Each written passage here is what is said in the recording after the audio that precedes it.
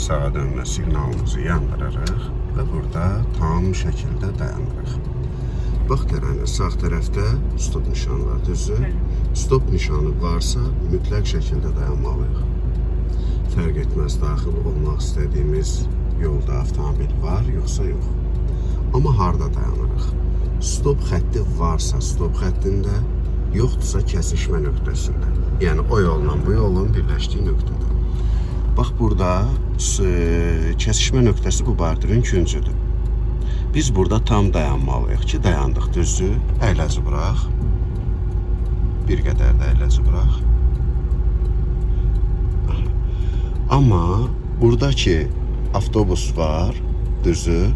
Bəzən belə olur ki, biz stop nişanının tələbini düz yerinə yetirmirik. Orada avtobus dayanmış olur. Fikirləşirik ki, burada dayanmaqla axı mən soldan gələni görə bilmirəm. Ona görə də görə biləcəyimiz qədər irəliyə doğru çıxırıq, sonra dayanırıq. Bu yanlışdır.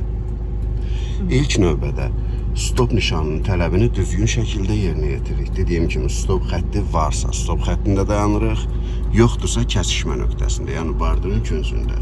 Daha sonra əyləci buraxaraq ehtiyatla çıxırıq. İndi sökağını sağa çevir. Bax sola. Gələn yoxdur ki. Yavaş-yavaş sökağını çevirə-çevirə. Uzun baxma. Uzun uzadı baxsan, buradan bir piyada keçər görmürsən. Yoxdur, keç. Əyləci bıraq. Sökağını sağa çevir. Avtobusun qarşısından düzəlt sökağını. Piyada çıxmış ola bilər. Onu nəzərə al. Əyləci bıraq. Və mümkün qədər ən az bir addım məsafə saxla sağında. Ki oradan piyada çıxsa, sən onu, o səni rahatlıqla görə bilin. İndi sürəti azacıq artır və hərəkətimizi düz şəkildə davam etdiririk. Bir balaca, bax bu çalalardan keçmək üçün çox sükanı sağa sola çevirməyə ehtiyac yoxdur.